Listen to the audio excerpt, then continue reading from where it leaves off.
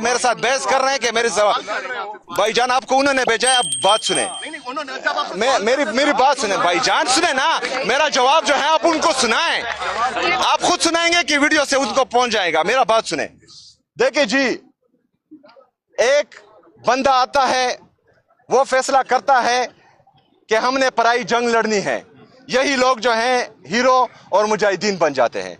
दूसरा बंदा आता है, वो फैसला करता है कि ऑपरेशन होगा, ऑपरेशन होता है। 2018 में जो है इन इलाकों को डिक्लेयर कर दिया जाता है।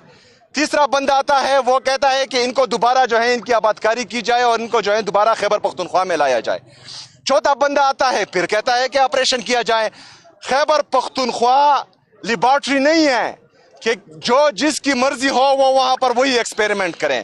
खैबर पख्तूनख्वा गयूर पख्तूनों का सूबा है, उनको पूरा पूरा हक है कि उन्होंने जो कुर्बानी इस दहशतगर्दी की जंग में दी है उनका अजाला भी हो और उनकी कदर भी की जाए। हम भेड़ बकरियां नहीं हैं, हम जो है कीड़े मकोड़े नहीं हैं कि यहाँ से फैसला आए वहां पर हमारे 21 बंदे एक एक दिन एक एक ड्रोन अटैक में शहीद हो और हम हाथ पर हाथ धरे बैठे रहें। हमें नेशनल पॉलिसी में शामिल किया जाए।